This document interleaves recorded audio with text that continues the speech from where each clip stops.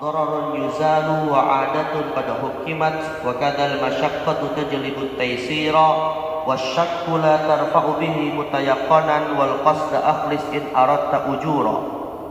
Ini 6 bait syair yang terhimpun di dalamnya ada 5 kaidah besar di dalam ilmu fikih. Yang mana di antara 5 kaidah itu sudah kita bahas 3 di antaranya. Yang pertama adalah al-umuru bimaqasidiha, bahwa setiap niat, setiap perbuatan tergantung kepada niat dan tujuannya. Kemudian yang kedua adalah yang sudah kita bahas juga,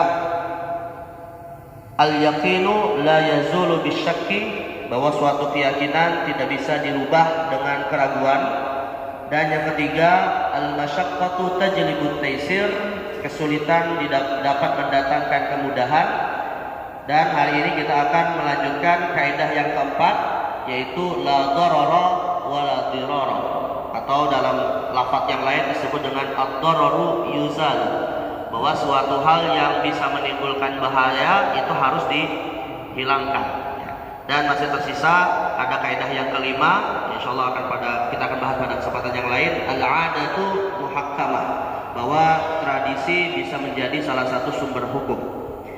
Dan ada juga jemaah sekalian, sebagian ulama menambahkan kaidah kubra yang keenam, seperti yang disebutkan oleh Syekh Muhammad Siddiqi Al-Burnu dalam kitab Al-Wajiz fi idahi qawaid al-fiqh al-kulliyah. Ada kaidah yang keenam, i'malul kalam aula min ihmalihi, ya. Dan insyaallah ini pun akan kita bahas pada kesempatan yang lain. Baik. Nah, sekarang kita akan melanjutkan jemaah sekalian kaidah ad-dararu la yuzal, ad-dararu yuzalu, atau la darara wa la dirar. Ya, suatu bahaya itu harus dihilangkan. Sebagian besar dari tujuan syariat Islam memang bertujuan untuk menghilangkan suatu bahaya, ya. Dan bahkan jemaah sekalian, hakikatnya di antara tujuan kita menjalankan syariat Allah pun di muka bumi ini dalam rangka untuk kita menghindari bahaya itu sendiri. Dan bahaya yang paling besar adalah nanti di hari kiamat, yaitu murka Allah Subhanahu wa taala. Makanya di dalam Al-Qur'an, Pak, dalam satu surat yang dikatakan oleh Imam Syafi'i, laulam yunzilul Qur'an illa hadhihi surah lakafathum, kalaulah Allah tidak menurunkan Al-Qur'an kecuali hanya surat ini saja, maka itu cukup bagi umat manusia. Maksudnya adalah suratul Asr. Allah Subhanahu wa taala menginformasikan kepada kita ada satu bahaya yang sangat besar sekali, yang diawali dengan ayat innal insana lafi khusr, ya, bahwa manusia semua berpotensi untuk jatuh kepada kerugian. Dan tidak ada kerugian yang sangat besar yang akan didapatkan oleh manusia kecuali nanti di hari kiamat, yaitu murka Allah Subhanahu wa taala. Nah, karena itulah kita menjalankan syariat Allah ini pun dalam rangka untuk tidak jatuh kepada bahaya ini, ya. Baik. Nah, pada pertemuan yang lalu kita sudah bahas, ya, bahwa kaidah la darara wa la dirar ini paling tidak akan kita bahas dalam 6 masalah, ya. 4 di antaranya sudah kita bahas. Pertama, makna kaidah, kedua, landasan kaidah atau dalil kaidah, yang ketiga, klasifikasi bahaya atau doror, kemudian yang keempat, beberapa kasus hukum di dalam Al-Qur'an yang memang ada dasar untuk kita menghilangkan bahaya atau doror di dalamnya. Dan hari ini kita akan bahas jemaah sekalian pembahasan yang kelima, yaitu al-adillatus syar'iyyah al-muta'alliqah bil qaidah. Kita akan bahas dalil-dalil syariat yang disusun oleh para ulama di dalam ilmu usul fikih, kaidah la darara wa la dirar, ya. Jadi ada beberapa dalil syariat yang salah satu tujuannya untuk menghadirkan kaidah la darara wa la dirar. Tidak ada bahaya dan tidak boleh menciptakan suatu bahaya, ya. Nah, apa dalil-dalil tersebut? Ada 3 dalil. Yang pertama adalah saddud dzari'ah, yang kedua adalah al-istislah, dan yang ketiga adalah al-istihsan, ya.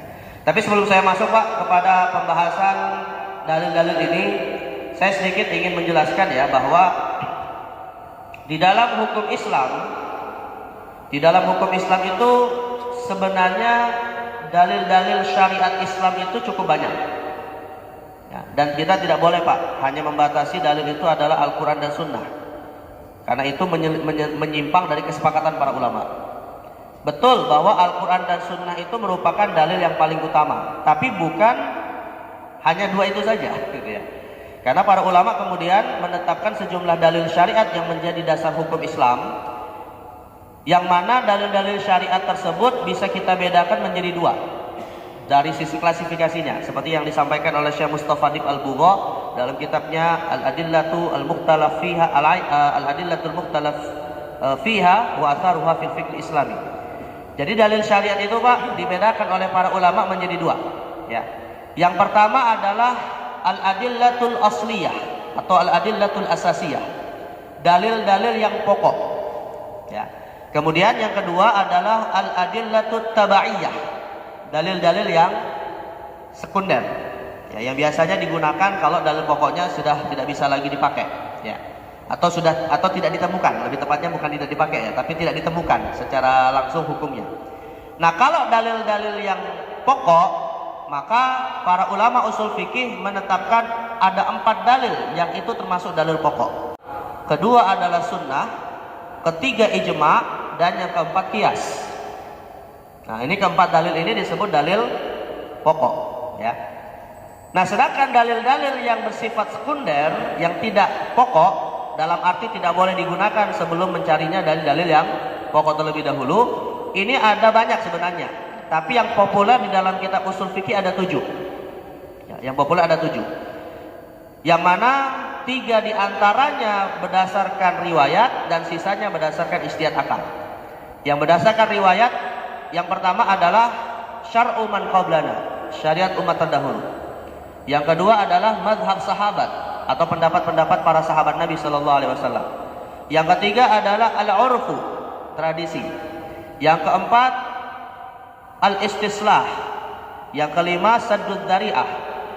Yang keenam al-istihsan, ya. Dan yang ketujuh adalah al-istishab, ya. Nah, ini kalau ingin mempelajarinya silakan Pak membaca kitab-kitab yang judulnya ilmu usul fikih. Saya tidak bahas pada kesempatan di pagi hari ini. Yang mana kalau diurutkan Pak, kalau diurutkan kebanyakan para ulama, ya, jika ingin mengeluarkan suatu fatwa atas suatu masalah yang muncul, apa Pak kira-kira dalil yang pertama kali dicari?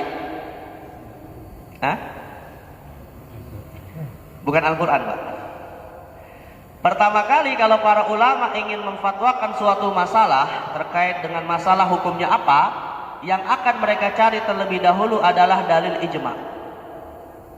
Mereka akan cari dulu, adakah riwayat-riwayat dari ulama-ulama terdahulu dari zaman sahabat sampai hari ini yang telah bersepakat dulu dalam suatu masalah dan hukumnya apa. Itu namanya disebut dengan dalil merujuk kepada nusus syar'iyah, ya, kepada teks-teks syariah, yaitu secara bersamaan Al-Quran dan Sunnah.